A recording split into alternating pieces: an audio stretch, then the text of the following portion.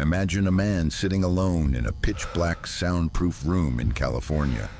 It is the height of the Cold War. A government handler walks in and hands him a sealed envelope. Inside that envelope is a single slip of paper with nothing but a latitude and longitude coordinate, pointing somewhere deep in the Soviet Union. The man closes his eyes. He enters a deep, hypnotic trance. Within minutes, his hand begins to move. He meticulously sketches a massive, top-secret Russian submarine base. He draws the cranes, the buildings, and the exact placement of the nuclear silos. It is a base so perfectly hidden that no American satellite has ever been able to photograph it. When the CIA verified the drawing, they were terrified, because the man in the room wasn't a spy.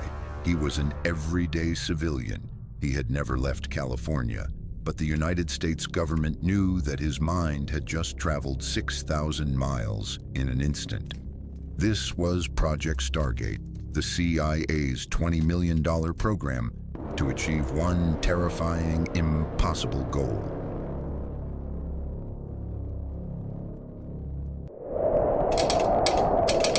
To understand why the American government was willing to spend millions of dollars on psychic experiments, you have to look at what was happening behind the Iron Curtain.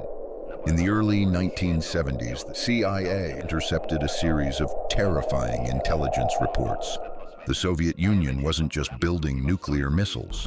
They were secretly pouring fortunes into a new field they called psychotronics.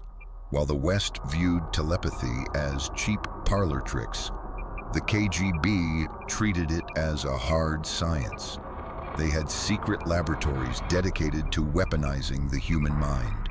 U.S. intelligence analysts read intercepted documents detailing Soviet attempts to use telepathic energy to scramble radar systems, steal classified codes through astral projection, and even stop the heart of a small animal from miles away. The Pentagon was thrown into a state of sheer panic. They had already faced the nuclear arms race and the space race. Now they were terrified of a psychic gap. If the Soviets could assassinate a world leader or locate a submerged American nuclear submarine just by thinking about it, the Cold War was already lost. The United States government decided they had to fight fire with fire. In 1972, the CIA and the Defense Intelligence Agency quietly initiated a top-secret countermeasure. They needed their own army of mind readers, but they couldn't do this inside the Pentagon. They needed civilian scientists who could push the boundaries of reality. They funneled classified funding to a highly respected facility in California, the Stanford Research Institute. There, top physicists were tasked with finding ordinary Americans who possessed extraordinary dormant abilities. The ultimate goal wasn't just to prove that psychic powers were real. The goal was to train them to leave their physical bodies behind. The subjects they recruited weren't mystics or magicians. They were intelligence officers, soldiers, and analysts, men trained to follow strict orders. The best of them all was a U.S. Army veteran known in the classified files only as Viewer 001. And in 1979, the CIA gave him an impossible mission.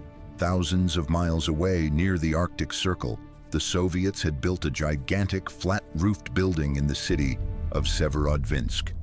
American spy satellites couldn't see through the roof. They had absolutely no idea what was hiding inside. So they put Viewer 001 in a pitch-black room, gave him the geographical coordinates, and ordered him to send his mind inside that building. His mind penetrated the structure. Viewer 001 began to sketch a beast of steel. He described a twin-hull submarine armed with massive ballistic missile tubes. It was of an absurd size, larger than any naval vessel ever built in human history. When he handed the sketches to the National Security Council, the generals laughed. The physics and engineering of that era dictated that a submarine of that size could never float. They assumed the psychic experiment had failed. 4 months later, satellite imagery confirmed the impossible. The Typhoon-class ballistic missile submarine broke through the Arctic ice. It was identical down to the exact millimeter to Viewer 001's drawing. But that wasn't what terrified the CIA. What paralyzed them was the realization that when Viewer 001 mentally visited that hangar, the submarine wasn't finished yet. He hadn't just projected his mind through space. His mind had traveled through time.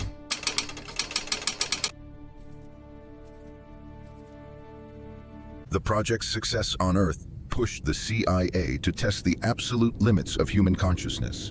In 1973, years before NASA's probes reached the outer solar system, they ordered a remote viewer named Ingo Swann to project his mind to Jupiter. Swann confidently reported that the gas giant had rings.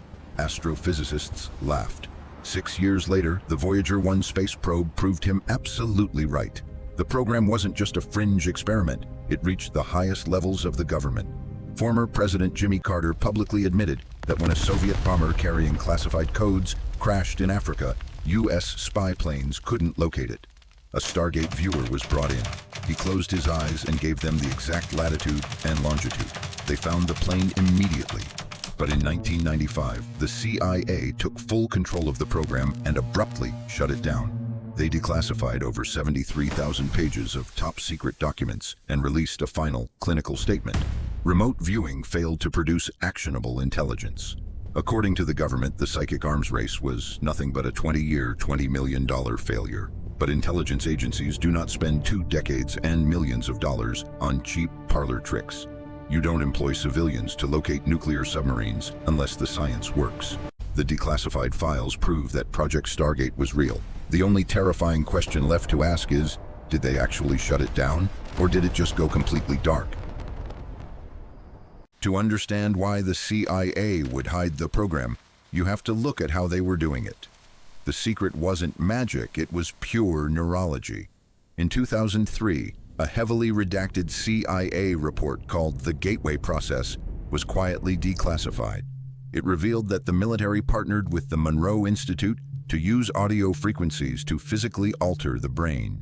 By playing specific offset tones into each ear, they forced the left and right hemispheres of the brain to synchronize. They called it hemisync. Once the brain hemispheres were perfectly synchronized, the CIA discovered that human consciousness could literally detach from the physical body.